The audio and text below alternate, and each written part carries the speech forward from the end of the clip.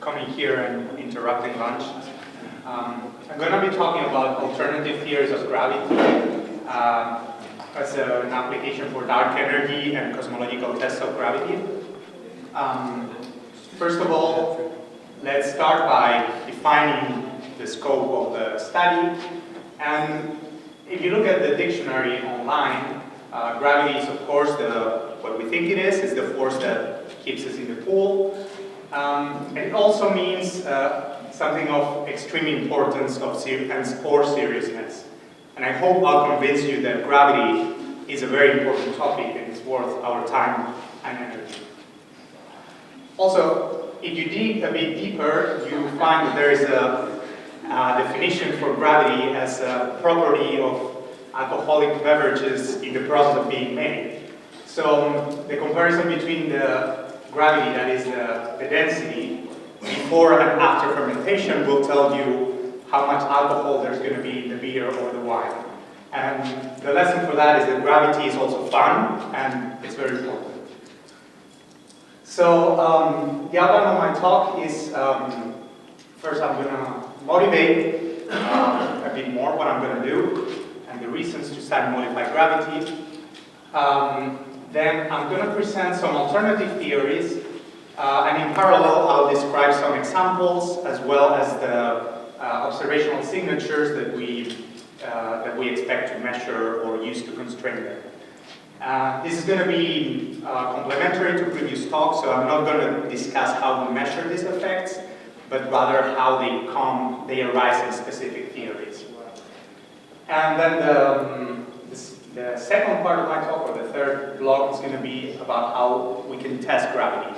So I'm going to introduce a very general framework that goes under the name of effective theory of dark energy, the high-class code, which implements this framework. And then I have a very brief slide, if time permits, on gravitational waves and how we can use them to test gravity. So, first things first, I don't know about you, but what got me in cosmology was the promise that cosmology has to test fundamental physics and how much we can learn about inflation and the initial conditions of the universe, the properties of dark matter or neutrinos, their mass, their number of species, and very especially dark energy, what it is that it's accelerating the universe, and gravity, like whether dark energy and gravity are connected somehow. In order to build a case for why it's interesting to study modified gravity, I think there are basically three main reasons. One is to try to come up with alternatives to the cosmological constant, and this is very well motivated by the fact that we believe in inflation. Most of us at least think that the universe started with an accelerated era of expansion that nonetheless didn't go as a cosmological constant, because the spectrum, the primordial spectrum of initial fluctuations is slightly tilted. It depends on scale. So there was something like a dark energy model acting at very high energies early on in the universe, and now we might be experiencing something related to that. The other reason dark energy connected is that there a number of tensions in the data have been reported in recent years that seem to point to either some systematic uncertainties that are not well understood, or some problems in the very simple standard cosmological model.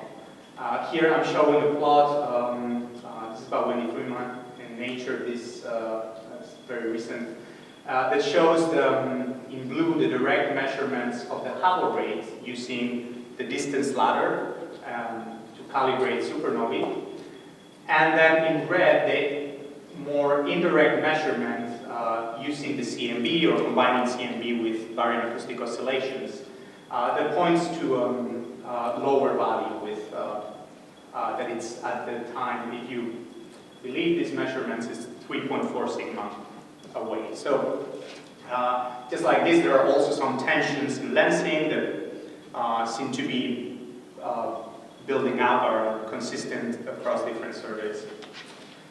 Now, the second reason to study modified gravity is purely theoretical. So there are a lot of things about gravity we don't understand.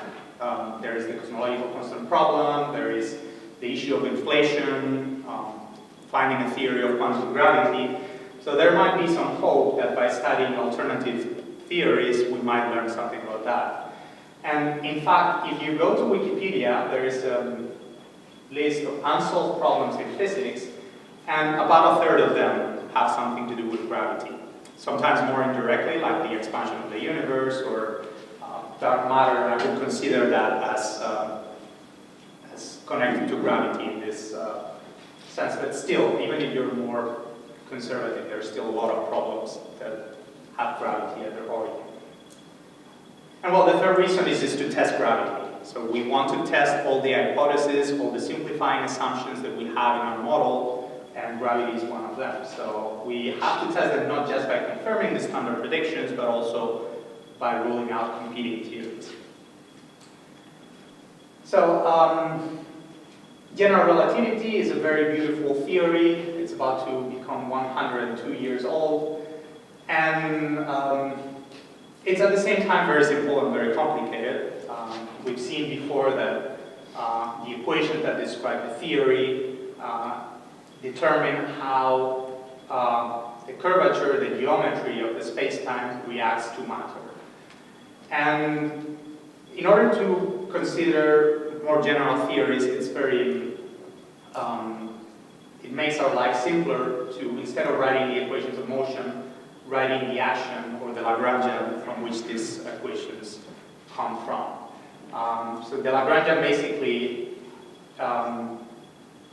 allows you to write the theory in a very unique way, and that highlights the degrees of freedom, the different fields that are present and how they interact. So for general relativity, as we've seen, simple cosmological solutions that work very well. We have an expansion rate and we have an acceleration equation that tells us very easily if we're within VR what acceleration requires, and that's a negative pressure, so there's a minus sign missing. A negative and sufficiently large pressure. And somehow theories of modified gravity that produce cosmic acceleration will have to provide that in one way or another. So now let's go to present some alternative theories and their consequences. But first, let me point out that in order to modify gravity, so we need to do something. It turns out that Einstein's theory is very simple, very minimal Lagrangian. It's very unique, and there are a number of theorems I don't have time to discuss, but classical and theorems involving quantum mechanics that restrict their form if you insist on having a theory of just one single massless spin 2 particle that we believe describes gravity. So a way to move on from that is to either violate some of the implicit assumptions in those theorems, like Lorentz symmetry or locality, or directly, more simply, just add additional degrees of freedom. We can add additional fields. One very interesting possibility is to consider massive gravity. So instead of a massless field in which the gravity has an infinite range, we can add mass to gravity. Only very recently people have figured out how to formulate these theories, but even then, the cosmology of these theories presents a huge number of problems. And for this reason, I'm going to do the second best thing, which is to add a scalar field. That's the simplest degree of freedom we can think of, with no preferred direction, no internal structure whatsoever. And well, the simplest such theory is its quintessence. We could even argue whether this is or not modified gravity. Quintessence is a copy of inflation, basically. People in the 70s, well, the first inflationary models, they soon realized that if you add a scalar field with the simplest kinetic term and some potential, and you look at the pressure and energy density and pressure on a cosmological background, you see that the kinetic energy always contributes positively to both, but the pressure has a negative sign. So looking at the acceleration equation or the equation of state, you can see that if the potential dominates, if the kinetic energy is negligible, you basically get a cosmological constant with an equation of state of -1. And in general, for quintessence, you will have some correction to that. So the equation of state will be slightly above -1. This is very simple theory that modifies the cosmic expansion. This has very little effect on perturbations, and therefore it can be proved by supernovae, PAO, or anything that measure distances on the cosmological model. So quintessence is actually, it's pretty boring from the point of view of modified gravity. The next very popular thing that is in many textbooks considered is Graphical Theory. Graphical Theory has a kinetic term, just as in quintessence, with some coefficient, with a free parameter, the Graphical parameter. And the crucial ingredient now is that the scalar field appears multiplying the curvature of the metric. So you can think of this as the Newton's constant as being dependent of the local value of the scalar field. So if the scalar field is larger, then the gravitational constant will be smaller, and so on. So to study the effects of this theory that are going to be the effects, the universal effects that modified gravity introduces, let me just do a very simple expansion of the metric in terms of perturbations. Here I'm not considering any expansion of the universe, so this is just static. And then decompose the scalar field into some background value, whatever it is, and perturbation. So if we look at the equations for the scalar field perturbations, we see that it, after some massaging the equation, we can see that it reacts to the energy density of the universe with a coupling constant that is of gravitational strength, but it's modulated by this Bronsted parameter. So the scalar field will obey an equation that is similar to the gravitational potential. And then if we look at the equations for the gravitational potentials, first the Newtonian potential, we see that this derivative of the scalar field will appear here and will contribute an additional force. Like this, it's an enhancement of the gravitational strength. Now, there is another effect. If you see, as I promised earlier, this effective Newton's constant gets modulated by the background value of the scalar field. So you have two effects, one from the background, one from the perturbations that modify the way the gravitational force acts. This, by the way, is the equation for the Newtonian potential, and this can be proved by clustering and redshift space distortions and in general the movement of non-relativistic matter. And well, there's another effect, which is that this theory generates an isotropic stress. So we can, working out the equations, the difference between the two potentials normally is 0 unless there is an isotropic stress from radiation or neutrinos, but this can be induced by the scalar field. And this is something that can be proved by gravitational lensing. You have it. So these effects are presenting a cartoon here, but in general, more complicated theories of gravity will present different versions and different combinations of these effects. Okay. The last theory of gravity that I want to introduce is more sophisticated or more recently proposed. Is called the Galilean, and this was first identified as a limit, small-scale limit of extra-dimensional models such as DGP. In this theory, what is nice is that the scalar field can be interpreted as a coordinate in an additional dimension. So you can have this origin of the theory of not, but the main feature is that there are terms that involve the second derivatives of the scalar field, and this introduces a whole new phenomenology into the theory. One of the interesting things of these theories is that they can accelerate without a cosmological constant. For example, Brans-Dicke cannot accelerate. You need to put a cosmological constant by hand. And quintessence can accelerate, but you could argue that the potential is basically like an effective cosmological constant. And on the other hand, the Galilean is very different, because if you look at, this is the equation of state, and if you look at some of these theories, you can easily show that it goes, it's always below -1. So quintessence would have an equation of state that is on the upper part of this panel, and it would perhaps go down to -1, whereas Galileans or this other more drastic modification of gravity can have the opposite behavior. We also looked at this model quite recently. Something that is interesting is it does not have a lambda whole dark matter limit, which makes it very predictive. And at least to some set of observations, it's cosmologically viable, and quite interestingly, it predicts, if you include neutrino masses, it predicts a value of the Hubble rate.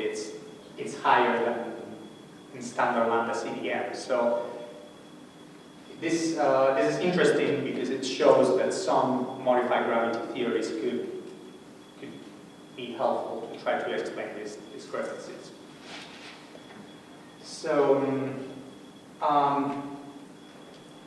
now just to wrap up this first part, I presented 3 examples that are very different, but these instances of theories, they all can be described in a unified framework that encompasses most of the theories, the scalar tensor theories we've been ever interested in. So there is, this is given by Podensky's theory. This was formulated in the 70s, and it's the most general theory of a metric and a scalar field that has the symmetries we believe are whole at a fundamental level, and it's described by equations with at most 2 derivatives. And this is something that guarantees that the theory is healthy.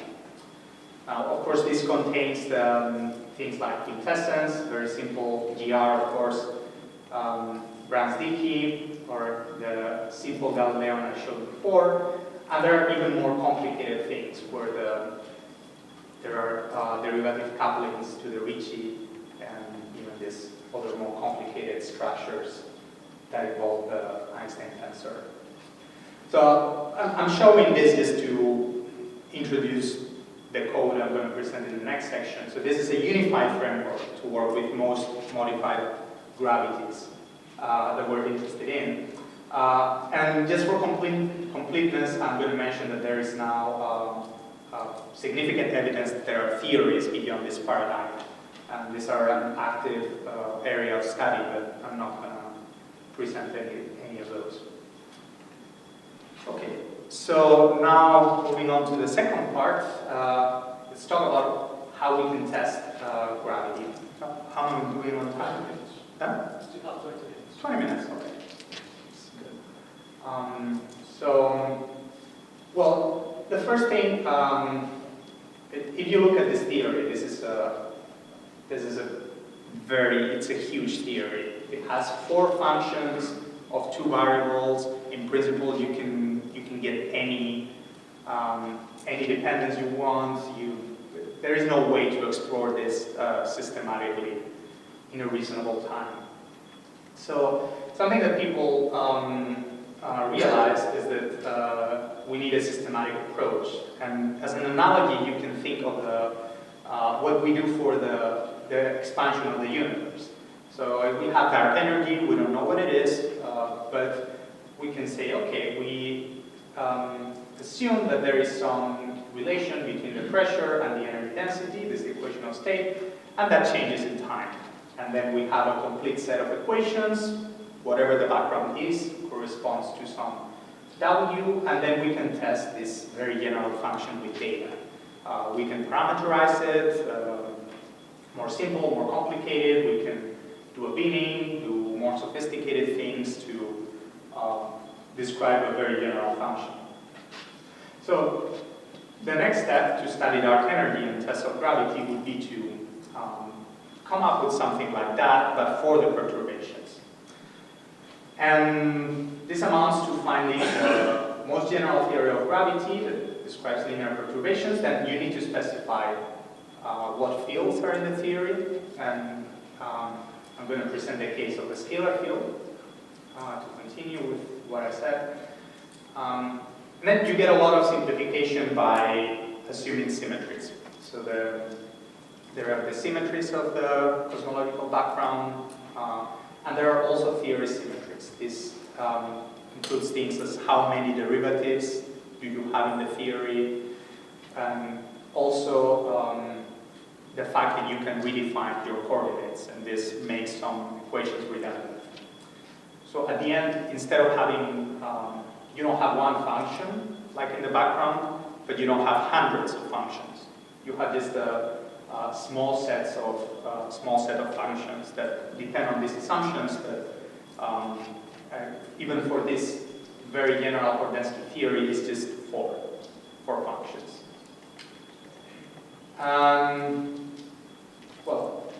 Once you apply all these criteria, you can define the functions in a number of ways, and Bellini and Savitsky found out the most meaningful way to express this effective decomposition, which is to look at the perturbations. So normally we're not really interested in tensor perturbations in gravitational waves, except people who work on inflation. But it turns out that two of the functions can be straightforwardly identified by looking at the equation for gravitational waves. And the other two can be defined by looking at the scalar field equation, by looking at the kinetic terms for the scalar perturbation.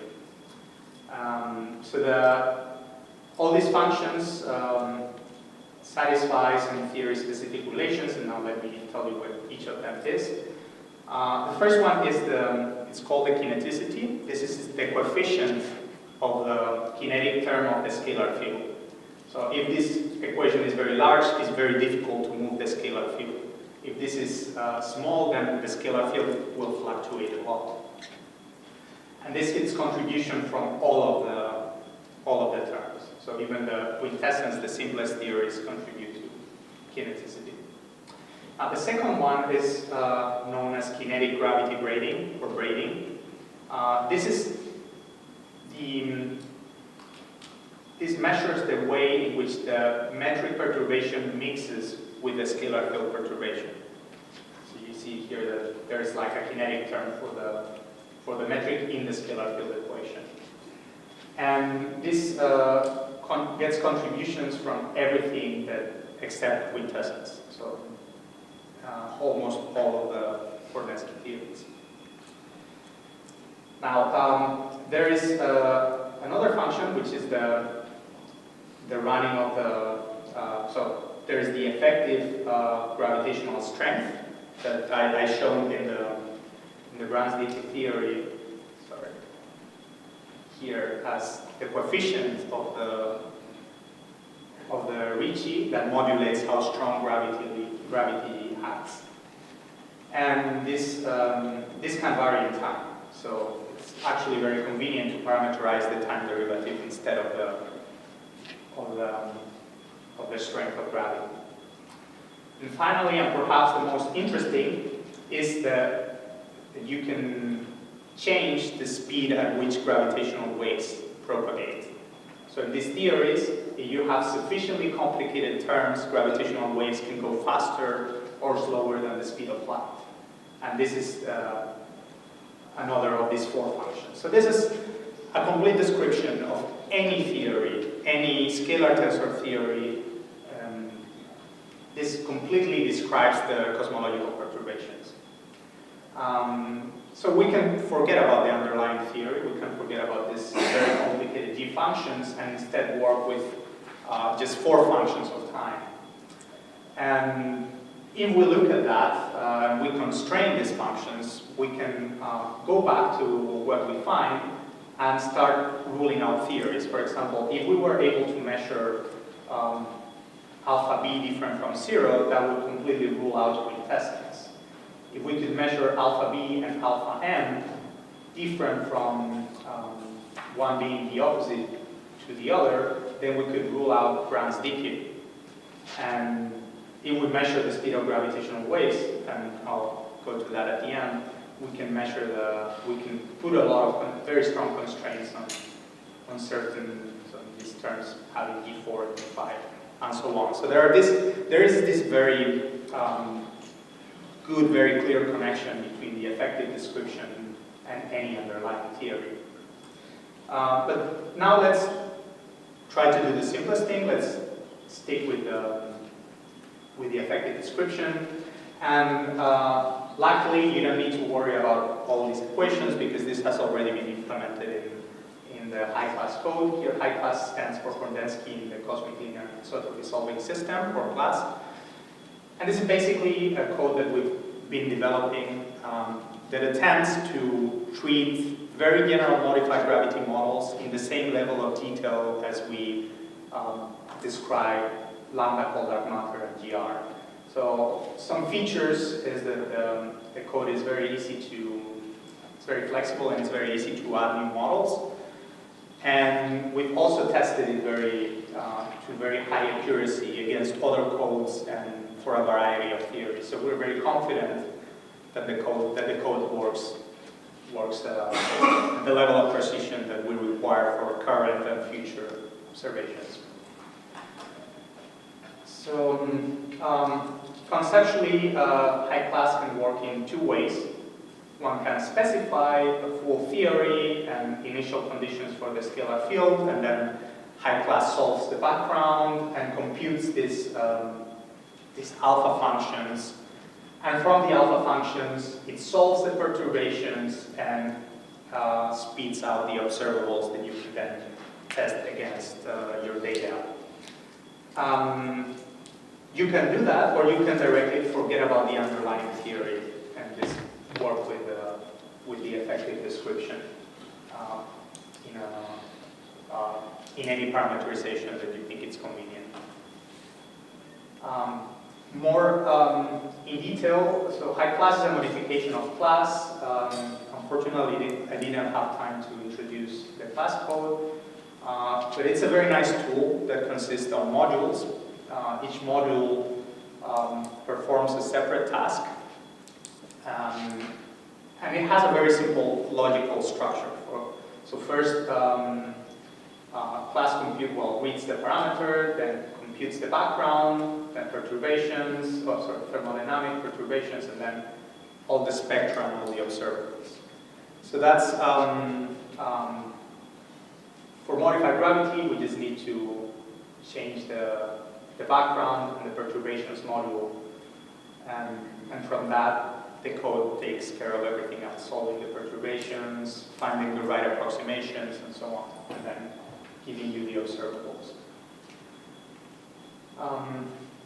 It is very easy to use, and we're going to have a hands-on session later today, so I'm going to just present very briefly how the parameters look like. So in the code, everything is labeled as SMG, that stands for scalar modified gravity. That's any modified gravity part of high class can be searched for in this very simple, under this unified notation. And then one just has to tell the code that the model you want has omega scalar modified SMG. A negative value makes it find it automatically, and then you can specify the parameters. So this is just for a simple parameterization, and then you feed this into the code, and the code will produce, for example, this matter hour spectrum. So this is for a model, a very simple model, which is sort of the default that that people use for this kind of studies, in which you assume that the equation of state for dark energy is just as a cosmological constant for simplicity, so the background is the same as in lambda CDM, but you get the alpha functions are just proportional to the dark energy density, and this is so that dark energy or modified gravity becomes important at late times when we believe something should be happening. And well, you can get the power spectrum, just hitting like compute once you specify that. You can get the CMB spectrum, and pretty much any observable that depends on linear cosmological perturbations. And well, later we'll have some exercise for that. 8 minutes? Okay, I'm going to finish early then. Well, as I said, something that's very exciting is that we can now observe gravitational waves since very recently, and this is going to be huge. This is going to be huge also for modified gravity, because there is this effect that scalar tensor theories predict that, as I mentioned, the speed of gravitational waves can be different than the speed of light. And therefore, if these theories with D4, D5 are correct, then gravitational waves can travel, can arrive earlier or later than their electromagnetic counterparts. And the good news is that we can measure this because sources of gravitational waves are millions or hundreds of millions of light years away. We can measure this difference in the speed of gravitational waves with a huge precision. So typically for a source at 100 megaparsecs, and if you can measure within 1 second the arrival time of different electromagnetic and gravitational signal, you can put a bound of 10 to the minus 17 to the speed of gravitational waves. And for the sake of comparison, the constraints that you can put on this parameter are order 10 to the minus 2 using cosmology, even next generation, SKA, LSST, very futuristic. So just from gravitational waves, you get 15 orders of magnitude or more over what you can do with even the most sophisticated circuits. So I think this is very exciting. It's by no means the only way in which you can use gravitational waves to test gravity, but it's certainly something that's it's a field that is going to grow in the next years, and we're certainly going to get some interesting surprises. So my conclusions is that scalar tensor theories are very well understood. We can work with specific theories, and this has the advantage that everything is very concrete, and we can compute in any regime we like. We could do in principle simulations. We can study other properties of these theories, or if we want to stay in linear cosmology, we can use the effective theory of dark energy to have a very general hold on gravity and different gravity models. The high-class code is a very flexible tool. It's publicly available. You can download it, modify it, write to us if you have any problems, complain, whatever you like. And it's also very accurate and fast. So hopefully all this in the next few years is going to get us farther into understanding gravity and hopefully solve the problems that gravity is attached to. And well, just for some publicity, there's this project we have in mind that is the High Class Academy. If any of you is interested in learning high class or even getting into the development of high class, we wanted to gather people who want to spend some time on that and come up with some projects that should lead to publishable results. So either a unified paper with constraints on different models, or or something like that. So if you're interested in this, just send me an email or come talk to me, and hopefully at some point we'll have it moving. Thank you very much.